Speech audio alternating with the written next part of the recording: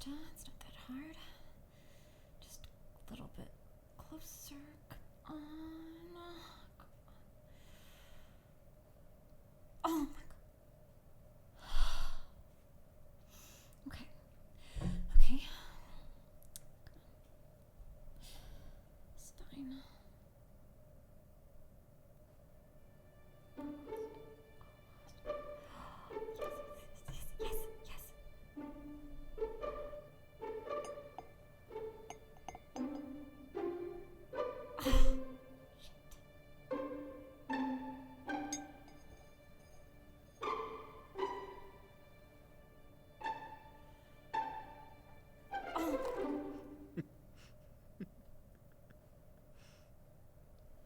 Well, number 5 seems to be running late. So before we begin, I would like to address the elephant in the room. Oh, I love elephants. I think we can all agree that we got off on the wrong foot last week. However, there has been a notable drop in missing persons and homicide cases since our first meeting.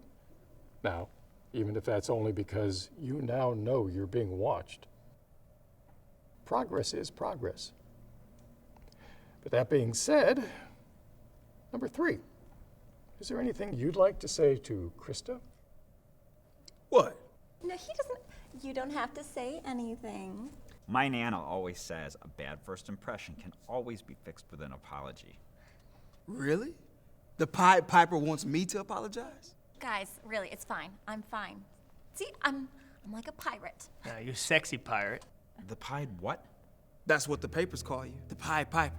The psychopathic child killer. I am not a psychopath. Wake the fuck up, diddler on the roof. You're a psychopath. You're here. And you the only one here that kills kids. Probably fuck them too. You don't say that! I'm sorry! I don't do that! Dr. Wells, he's gonna kill him. I hate you. I'm friends with them. They're my friends. Don't say mean things. Yeah, there you go. All right, fuck him up. You don't say that. You don't say that. I don't do that.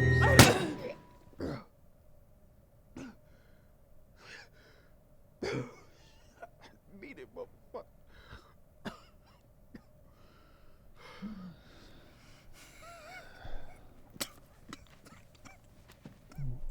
Hey, Krista.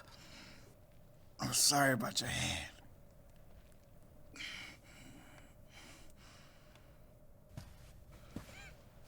Well, goddamn. Talk about a breakthrough.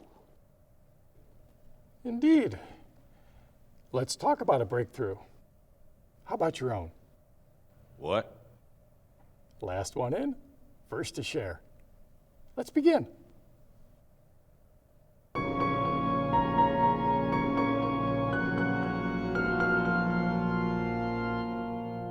My father used to tell me the story of a farmer on his deathbed visited by a grim reaper, bones wrapped in dark rags willing to sight. In a fit of tears, the farmer says, "Why must you come for me? I've been a good man and I've lived a good life. I've worked hard and I love my family. I'm afraid to die."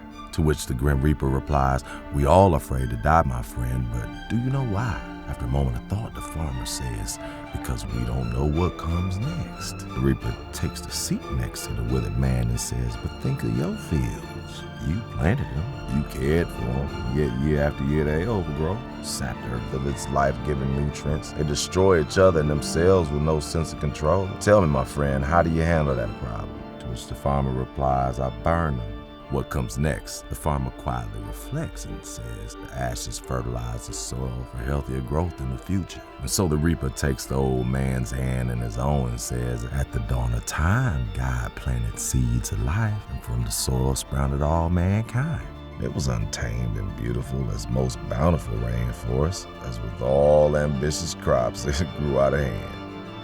Mankind began to destroy the very earth that gave them life, and so God handed his most trusted angel, the scythe, tool for harvesting crops, and as you burn your crops, I too cut down his fields to replenish the soil and make way for new life. It's a dirty job. Somebody's got to do it. my great-great-grandfather started our family mortuary.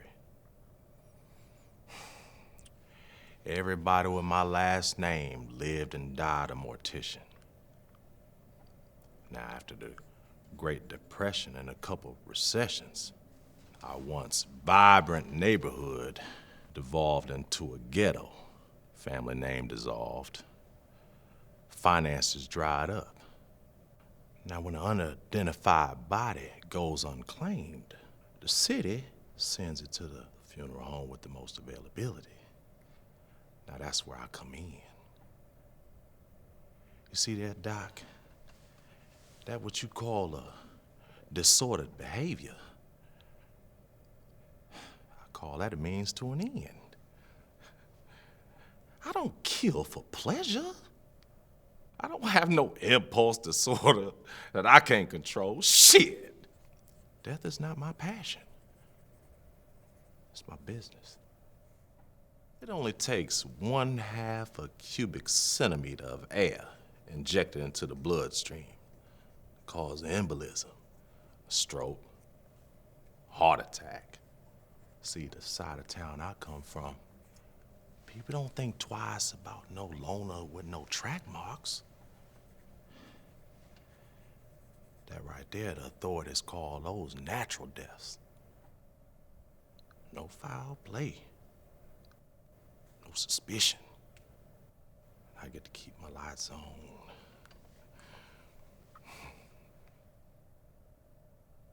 I think we can all relate to your practical sentiments. I mean, all of us do the things we must in order to survive. Let's all thank number 5 for sharing. Thank you, number 5. Thank you, number 5. So what? You think you better than the rest of us? I didn't say that. Oh, but you thought it pretty loudly, though. Why? Some of us can't control it. Because some of us like it. I'm feeling pretty judged, to be honest. Hey, that chip on your shoulder ain't got nothing to do with me.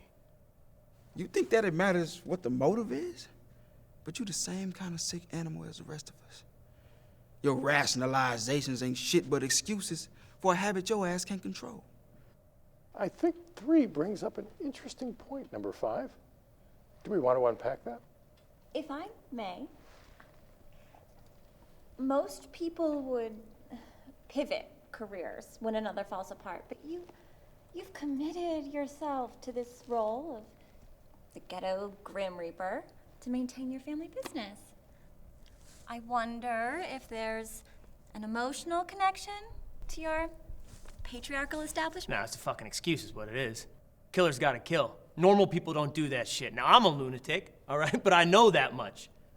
Normal people don't kill people to keep the lights on. Well, it sounds like you have got a lot to reflect on, number 5. I think that the next phase of your journey will begin by identifying what motivates you to keep up with your current business. Very good work. Folks, I'm really proud of you all for coming back and showing real effort to communicate together. We'll pick up here next week. In the meantime, I'd like you all to practice a little self-talk. When you feel a violent urge, don't let your thoughts take control. Try vocalizing your desires and plans to yourself. Hearing them in the moment may allow you to reflect on your actions and help you to better understand their consequences. Same time next week.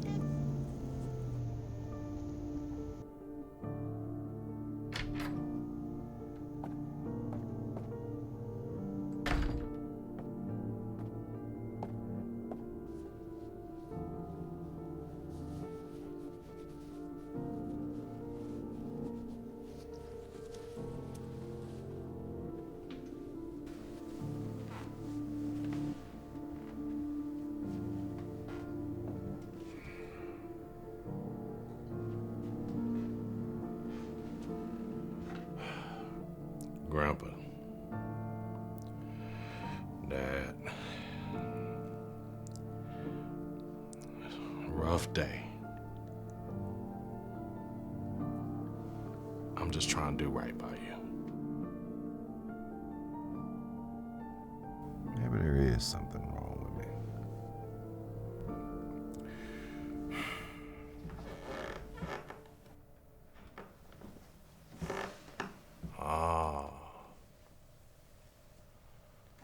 So this why you doing it.